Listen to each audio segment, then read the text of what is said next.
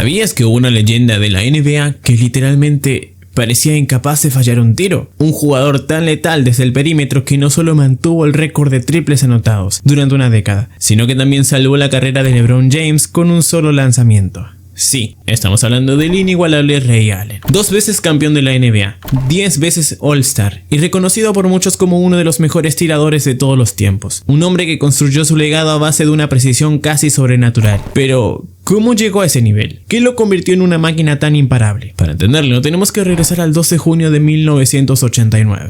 Walter Ray Allen Jr., viviendo en ese momento en Carolina del Sur, tras mudarse constantemente por el trabajo militar de su padre, estaba en casa viendo a Michael Jordan luchar contra los temidos Detroit Pistons. Aquella imagen se le quedó grabada. Inspirado, el joven Ray empezó a imitar cada movimiento de sus ídolos, perfeccionando su técnica día tras día. Ese mismo adolescente, años después, ganaría un campeonato estatal en su último año de secundaria. Sería nombrado Mr. Basketball en Carolina del Sur y recibiría una beca completa para jugar en la Universidad de Connecticut bajo las órdenes del legendario Jim Calhoun. Pero la verdadera transformación llegó cuando, tras un entrenamiento, su entrenador lo llamó aparte. Las palabras de Calhoun encendieron una chispa. Ray comprendió que el talento no lo era todo. Desde ese día dejó de depender de sus dones naturales y empezó a perseguir algo mucho más grande, la perfección. Con ese cambio de mentalidad, Ray lideró a su equipo hasta la final del campeonato de la Big East en 1996, su tercer año universitario. Nadie creía que Connecticut tuviera oportunidad frente a Georgetown y su estrella, el futuro número 1 del draft, Allen Iverson. Pero con 38.1 segundos por jugar y abajo por un punto, Ray tuvo una última oportunidad. Georgetown defendía con dureza, no había espacio, no había tiempo, así que Allen lanzó una plegaria al aro y encestó. Con ese tiro imposible no solo ganaron el campeonato de la conferencia, también encendieron las esperanzas de conquistar el campeonato nacional, pero la gloria no estaba escrita. El 22 de marzo de 1996, en los octavos de final frente a Mississippi State y a solo 4 victorias del título nacional, Connecticut se encontró abajo por 3 puntos con apenas 28 segundos en el reloj. Una vez más, todo dependía de Ray, pero esta vez el milagro no llegó. Falló el triple. Mississippi sentenció el partido desde la línea de tiros libres y el sueño terminó. Ray tenía que tomar una decisión: volver para su último año universitario o dar el salto a la NBA. El 26 de junio, los fanáticos de la UConn recibieron su respuesta. Aunque muchos, incluso él mismo, estaban confundidos al principio, el comisionado David Stern confirmó lo que se sospechaba. Ray Allen era seleccionado en el draft. Fue traspasado inmediatamente a Milwaukee, pero en lugar de celebraciones, los fanáticos de los Bucks lo recibieron con abucheos. Ellos querían a Stephon Marbury, no a un tirador desconocido. La prensa tampoco fue amable. Slam Magazine lo catalogó como el más probable a caer en el olvido. Palabras que encendieron el fuego dentro del joven de 20 años que acababa de llegar a la liga. La gran pregunta era: ¿podría realmente triunfar un tirador en una NBA dominada por gigantes? 1 de noviembre de 1996. En lo que parecía una revancha del campeonato de la Big East, Ray Allen se preparaba para su debut en la NBA frente al pick número 1 del draft, Allen Iverson, y sus Philadelphia 76ers. Ray, recién elegido por los Milwaukee Bucks, comenzó su carrera a lo grande. Dejó atrás a Iverson con un elegante amague y clavó un tiro en suspensión. Era la primera ficha de dominó en lo que se esperaba fuera una larga y exitosa carrera profesional. Aunque sus habilidades como tirador ya comenzaban a brillar, había otra faceta de su juego que sorprendía: los mates. Sí, Ray Allen, ese francotirador impecable, también era un atleta explosivo. Podía superar a su defensor en un instante y hundir el balón con furia. Lo más loco: una vez le hizo un mate a su propio padre, en un partido informal, siendo aún adolescente. Este talento atlético lo llevó a ser invitado al concurso de mates de 1997. Aunque fue eliminado en la primera ronda, quedó claro que Ray no era solo un tirador, pero esa era solo una parte pequeña de lo que lo hacía especial. En su primera temporada promedió 13.4 puntos por partido, con un impresionante 40% desde la línea de 3, en una NBA donde el triple estaba más lejos que en el college. Mientras muchos se frustrarían jugando en un equipo con solo 33 victorias, Ray no. ¿Por qué? Porque no había presión. Era el entorno ideal para mejorar, o al menos eso creía él, hasta que su entrenador, Chris Ford, curiosamente, el primer jugador en anotar un triple en la historia de la NBA, le hizo una simple pregunta: ¿cuál es tu rutina? Ray se quedó en blanco. No tenía una. Entrenaba, sí, pero sin estructura. Y ese error lo cambiaría todo. Durante su segunda temporada comenzó a corregirlo. Aunque Milwaukee aún luchaba, apenas ganaron 36 partidos en 1997-1998, el rumbo empezaba a corregirse. Y mientras Ray pensaba que nadie fuera de Wisconsin lo veía, alguien sí lo hacía. Spike Lee, el reconocido director de cine, lo eligió para protagonizar su nueva película, He Got Game. Ray interpretó a Jesus Shuttlesworth, un joven prodigio de baloncesto cuyo padre, interpretado por Denzel Washington, trata de convencerlo de jugar para la universidad del gobernador a cambio de una reducción de condena. Su actuación le valió un apodo para siempre: Jesús. Pero eso no fue lo único inesperado. Aquel entrenador que lo había motivado a crear una rutina fue despedido, y en su lugar llegó George Karl, el técnico con el mejor porcentaje de victorias en la historia de los Seattle Supersonics, y quien lo había llevado a las finales en 1996. A pesar de la temporada cortada por el cierre patronal, Karl guió a los Bucks hasta los playoffs, clasificándolos como séptimo celeste. Y fue en el juego 2 contra los Pacers donde Ray Allen mostró por fin de lo que era capaz. Con solo 45.9 segundos en el reloj y abajo por 7 puntos, Milwaukee parecía derrotado. Pero George Karl diseñó una jugada perfecta. Allen, liberado, encestó un triple que encendió la esperanza. Indiana respondió con 2 tiros libres, pero Ray atacó sin dudar. Forzó la falta y anotó los 2 lanzamientos. Luego, Milwaukee robó el balón y Haywood Workman consiguió una jugada de 3 puntos. Todo estaba por decidirse. Con 17 segundos restantes, abajo por 3, los Bucks tenían una última oportunidad. El milagro estaba al alcance. Antes de continuar, una pausa rápida. Si te apasiona el baloncesto y quieres mejorar tu tiro de forma real, te recomiendo echar un vistazo al ebook Cómo perfeccionar tu tiro al estilo NBA. No es mío, pero es una guía completa que explora fundamentos, técnicas avanzadas y rutinas de entrenamiento utilizadas por tiradores de élite. Si Ray Allen afiló su precisión con métodos poco convencionales, este recurso te dará las herramientas para hacerlo tú también. El enlace está en la descripción. Y ahora sí, seguimos. Reggie Miller falló el tiro de la victoria en la siguiente posesión, forzando el tiempo extra, pero en la prórroga, Indiana ajustó su estrategia. Su entrenador, Larry Bird, sí, el mismo Larry, 3 veces campeón de la NBA, decidió marcar a Ray Allen con doble cobertura. Lo convirtió de anotador a pasador. Un cambio simple, pero devastador. Cuando llegó el momento de que Allen tomara el control, no pudo, y así, Indiana se llevó el juego 2.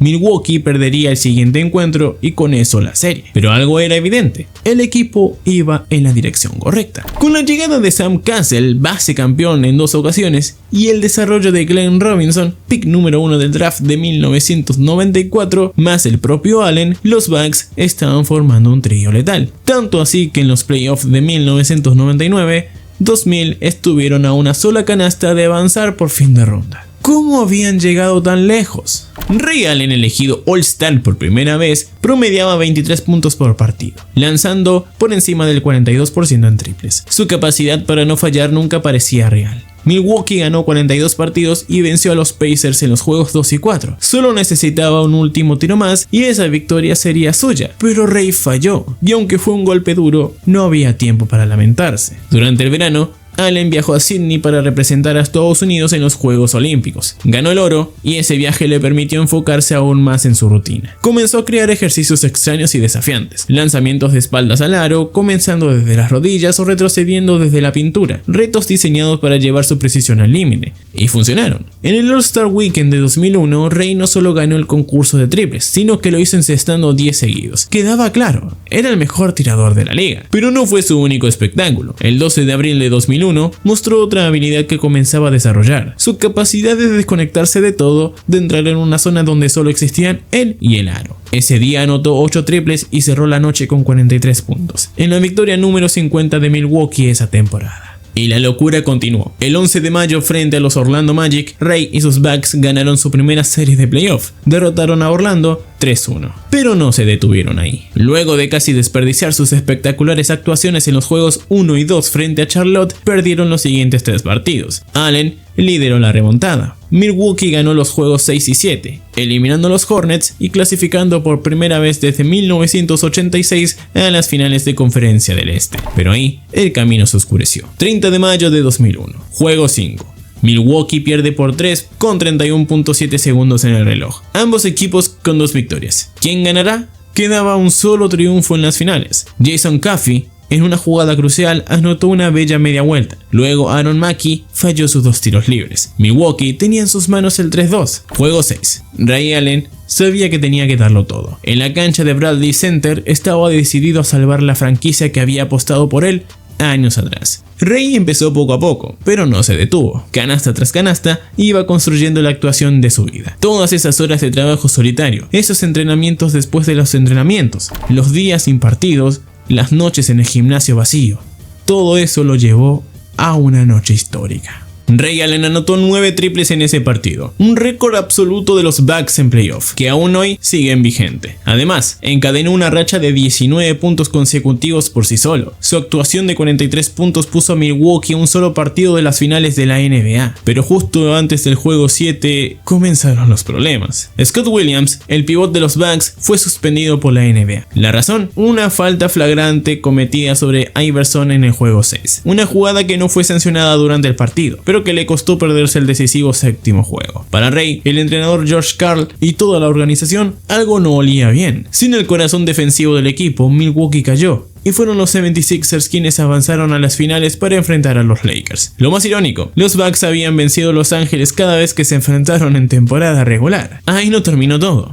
Ray Allen, Karl y los Bucks acusaron abiertamente a la liga de manipular la serie a favor de Filadelfia. Sus argumentos: primero, Glenn Robinson no recibió ni una sola falta a favor hasta el juego 5. Segundo, el conteo total de faltas fue abrumador: 186 para los Sixers, solo 120 para Milwaukee. Y tercero, reclamaban errores arbitrarios graves en los momentos finales del juego 4. La respuesta de la NBA: multas para todos, incluida una de $10,000 para Allen. Más allá de si tenían razón o no, lo cierto era que los Bucks estaban a punto. Solo necesitaban una victoria más, y lo lógico era mantener ese núcleo, ¿no? Pero no. Durante la off-season firmaron a Anthony Mason, un All-Star reciente con Miami, conocido por su estilo físico en los Knicks. Lo que parecía una adición sólida terminó siendo un desastre. Mason ignoraba a George Karl durante los tiempos muertos, discutía con sus compañeros y exigía el balón en el poste, frenando por completo el ritmo ofensivo de Milwaukee. Ni siquiera la mejor noche de Ray, en la que anotó 47 puntos y 10 triples contra Charlotte, fue suficiente para meter al equipo en playoff. Y eso solo fue el comienzo del final. Antes de un partido contra los Sonics en la temporada 2002-2003, mientras se estiraba en la cancha, un grupo de periodistas corrió hacia Allen. Sorprendido, preguntó qué pasaba. Y ahí fue cuando se enteró de que acababan de traspasarlo. Iba a enfrentar a su nuevo equipo esa misma noche. ¿Por qué? Simple. George Karl quería recuperar a su antiguo pupilo, Gary Payton.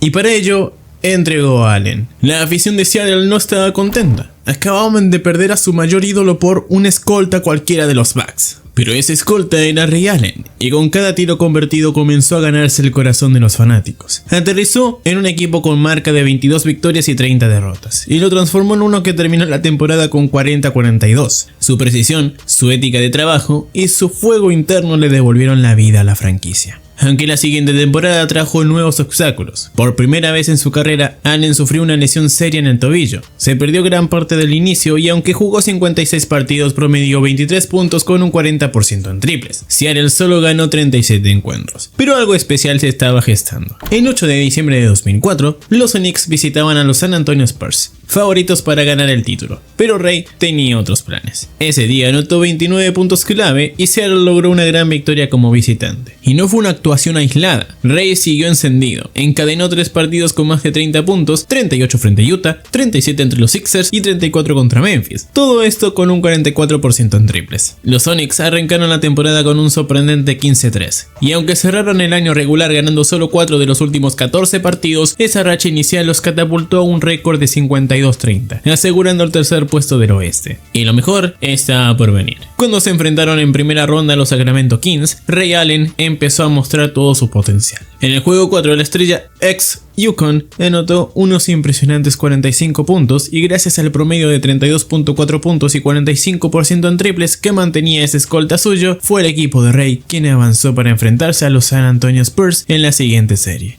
¿Pero eran los Sonics realmente un equipo para ganar el campeonato? ¿Podría Allen, con esa habilidad casi sobrenatural de no fallar, llevar a su equipo más allá de los favoritos? Llegó el juego 6. Tim Duncan, el pívot de los Spurs, había compensado su fallido juego 3 con un tiro elegante que ponía a San Antonio a medio segundo de pasar a las finales de la Conferencia Oeste. Ray Allen sabía que ese era su momento. No lo logró, pero fue una derrota devastadora. Una de esas noches que te hacen cuestionarte si todo el trabajo valía la pena. Fue allí cuando Ray juró que algún día se vengaría de los Spurs. Pero su sufrimiento apenas comenzaba. Porque no solo se fue Nate McMillan, su entrenador, a los Portland Trail Blazers, sino que también se fueron Jerome James y Antonio Daniels, su pivot central y su base. Más aún, Bob Weiss, el nuevo entrenador, fue despedido tras apenas 30 partidos. Su reemplazo, Bob Hill, tampoco logró levantar al equipo. Ni siquiera su temporada récord 2005-2006 pudo salvar los destrozos. Hizo 269 triples, un nuevo máximo de la NBA. Promedió 21 puntos, un 41% en triples. Fue nombrado All-Star por sexta vez y anotó 2 tiros ganadores en la misma noche contra los Phoenix Suns. Aún así, los Sonics terminaron con un pésimo récord de 35 victorias y 47 derrotas. Y en la temporada 2006-2007 la historia continuó descendiendo. Allen tuvo momentos de brillantez, como cuando anotó un récord personal de 54 puntos con 8 triples. Elevó su promedio a 26.4 puntos por partido, pero las lesiones volvieron a aparecer. Solo jugó 55 partidos, con un plantel y cuerpo técnico flojos. Seattle ni siquiera estuvo cerca de los playoffs. Aún así, había algo que todo el mundo miraba con esperanza. El dueño del equipo, Howard Schultz, decidió vender la franquicia. Un grupo planeaba mudarla a Oklahoma City. El nuevo general manager, Sam Presti, tenía ideas frescas para rescatar al equipo en ruinas. Y aunque Seattle había acabado con un desastroso récord de 31-51, algo grande estaba por venir. Porque con esa suerte combinada de récord mediocre y las probabilidades del draft, Seattle tenía el segundo pick en el draft de 2007. Y con ese pick eligieron a Kevin Durant, un alero de casi 2.06 metros, que podía encestar desde cualquier ángulo. Una pareja prometedora al lado de Ray Allen, sus 7 veces All-Star. Pero Presti tenía otro plan. Los Celtics entraron en escena. Danny Ainge, nuevo gerente en Boston, negoció el pick número 5 más algunos jóvenes talentosos con Presti a cambio de Allen. Ray Allen estaba en camino a Boston. ¿Por qué lo hizo Boston? Porque Kevin Garnett, su mega estrella, dudaba en renovar. Danny Ainge necesitaba demostrar que Boston estaba dispuesto todo para ganar otro título. Y traer a Ray Allen fue la señal perfecta. El combo quedó perfecto. Paul Pierce, su hijo prodigio de Boston, la precisión de Ray Allen desde fuera, la presencia interior de Garnett, el nuevo Big Three estaba formado. Claro, muchos dudaban. ¿Podrían 3 individuos tan grandes compartir un solo balón? ¿Funcionaría el grupo? Pero Ray nunca dejó de estar preparado. Una ética de trabajo que les permitió lograr 3 cosas increíbles. En apenas su segundo partido vistiendo el uniforme de Boston, Ray Allen no solo anotó 33 puntos, sino que los últimos 3 fueron la canasta ganadora. Luego, ante los Charlotte Bobcats, protagonizó la que él mismo llamó su jugada favorita en toda su etapa como Celtic. Y por si fuera poco, fue Ray quien cerró el partido frente a Dallas, barriendo al temido trío tejano. La temporada regular avanzó, y Boston no dejaba de ganar. Terminaron como el primer sembrado del este, y el primer obstáculo hacia el anillo, los Atlanta Hawks. Todo iba bien, Ray como siempre no fallaba. En los juegos 1 y 2 en casa anotó el 50% de sus triples, pero al llegar a Atlanta las cosas se complicaron. Perdieron los juegos 3, 4 y 6 como visitantes. El TD Garden tuvo que ser el escenario del juego 7 para que los Celtics sellaran la serie. Pero Allen ya empezaba a mostrar señales de fatiga. En el primer partido contra los Cleveland Cavaliers simplemente no anotó ningún punto. Y aunque luego volvió a ver aro, la serie fue una montaña rusa. Boston ganaba en casa, perdía de visita y Ray apenas promediaba 9.6 puntos con un terrible 16% de efectividad. Si uno de los Big Three fallaba, Boston no tenía futuro. Pero Ray no estaba preocupado. ¿Por qué? Por algo muy simple, que su ex entrenador explicó perfectamente. Ray confiaba en su rutina. Sabía que si seguía haciendo su trabajo, todo se alinearía. Y así fue. El 28 de mayo de 2008, Allen comenzó a reencontrarse. Triple tras triple, punto tras punto, terminó con 29 puntos y un 83% en triples. Estaba encendido y no se apagó. En el juego 6, ante Detroit, volvió a brillar con un 50% de campo. Boston por fin rompía la maldición de las series a 7 juegos. Volvían a las finales de la NBA, algo que no hacían desde 1987. Pero en el juego 4 parecía que Kobe Bryant, Pau Gasol y los Lakers empatarían la serie 2-2. Tenían una ventaja de 24 puntos. Y con el juego 5, en Los Ángeles, Boston sabía que no podían permitirse perder. Fue entonces cuando Eddie House y James Posey, fichajes clave de Danny Ainge, lideraron una remontada épica. Y el golpe final lo dio Allen. Como en sus días en Milwaukee, dejó atrás a Sasha Vujacic con un cambio de ritmo y anotó una bandeja con la zurda que selló la victoria. Los Lakers robaron el juego 5, sí, pero en el juego 6 Ray Allen respondió. 26 puntos, 77% en triples y el título volvió a Boston. Ray Allen era campeón de la NBA, pero el éxito no se detuvo en 2008. Los Celtics arrancaron la temporada 2008-2009 con 19 victorias seguidas, un récord histórico para la franquicia, y Allen simplemente no fallaba, 95% en tiros libres, aunque hay que decirlo, ese año no fue el mejor. Ese honor fue para José Calderón, que solo falló 3 tiros libres en toda la temporada. ¿Debería haber hecho un video sobre él? En fin, es un dato curioso. Pero el golpe duro llegó en la final de la temporada. Kevin Garnett sufrió una lesión en la rodilla que lo dejó fuera.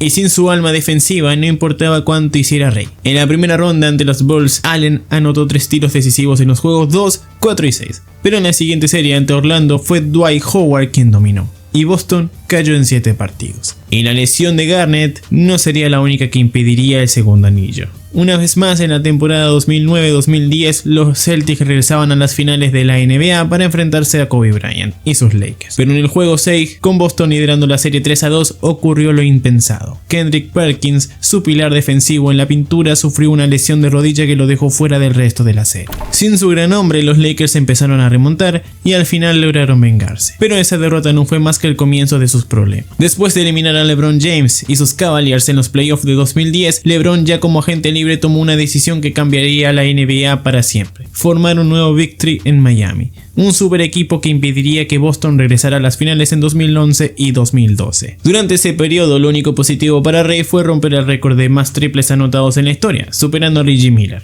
Pero al cerrar la temporada 2012, llegó la gran decisión: quedarse en Boston con un contrato de 2 años por $12 millones o firmar con el equipo que los había eliminado 2 años seguidos por la mitad de ese dinero. ¿Qué harías tú? ¿Lealtad o campeonato asegurado? Ray Allen lo tuvo claro, iba por el anillo. Y sí, fue una gran decisión. Desde el primer partido le cobró factura a sus ex compañeros, 19 puntos saliendo desde el banco en la noche inaugural ante Boston. Semana después, contra Denver volvió a ser letal, encestó, como siempre, el triple de la victoria. Y no paró ahí. Formando parte de los Miami Heat, Ray ayudó al equipo a lograr una de las mayores rachas de la historia, 27 victorias consecutivas, solo superadas por las 33 de los Lakers de 1972. En primera ronda barrieron a los Milwaukee Bucks y Ray rompió el récord de más triples en postemporada. Luego llegaron duros enfrentamientos ante Chicago e Indiana, pero al final Miami estaba en las finales otra vez. El rival, los San Antonio Spurs, un equipo veterano con una máquina perfectamente aceitada: Ginobili, Parker y Duncan. En el juego 6, San Antonio llegó al último cuarto ganando por 10 y con la serie 3-2 a su favor. Solo 12 minutos separaban a los Spurs del campeonato. Las cuerdas amarillas rodeaban la cancha, listas para evitar una invasión en la ceremonia del trofeo. Incluso los fans de Miami comenzaban a abandonar el estadio. LeBron James estaba a un punto de quedarse con solo un título en 3 finales y su legado pendía de un hilo. Miami necesitaba un milagro. LeBron, desesperado, anotó un triple crucial. El Heat estaba a solo 2 puntos. Kawhi Leonard fue a la línea y falló uno de sus tiros libres. Con 19 segundos por jugarse, llegaba la última oportunidad. Chris Bosh tomó el rebote, pasó el balón a la esquina y ahí estaba él, Ray Allen. Pasos perfectos hacia atrás, en equilibrio, triple limpio. Empate. Tiempo extra. Ray anotó 4 puntos más y con esa jugada legendaria no solo salvó la temporada, salvó la reputación de LeBron James, un tiro que había preparado toda su vida. Pero atención, Miami todavía no había ganado nada, la serie ahora estaba empatada y Ray Allen y sus compañeros aún debían ganar un partido más. Sin embargo, tras ese milagroso triple, los Spurs quedaron emocionalmente devastados y en el juego 7 simplemente fueron superados. El Heat dominó y Ray Allen conquistó su segundo título de la NBA, confirmando una vez más que era un jugador que simplemente no fallaba. Pero lo más impactante de todo esto no ocurrió en la cancha. A la mañana siguiente, mientras otros aún celebraban o dormían en un yate, Allen se levantó a su hora habitual y fue al dentista. Sí, al dentista. Ganas el campeonato más dramático de tu carrera, salvas el legado de LeBron James con uno de los tiros más grandes de la historia y tu siguiente parada es el dentista. Ray Allen era diferente, y aunque los Spurs se vengarían en la temporada siguiente, lo cierto es que su fichaje fue una de las decisiones más acertadas de toda la era del Big Three en Miami. Su ética de trabajo, su preparación meticulosa y su capacidad para no fallar literalmente salvaron el Heat de cerrar ese ciclo con solo un anillo. Ahora la pregunta queda en el aire: ¿es Ray Allen el mejor tirador puro en la historia de la NBA? ¿O ese título le pertenece a Steve Curry? ¿O quizás a alguien como Kyle Korver? Déjamelo saber abajo en los comentarios. Me encantaría leer lo que piensas.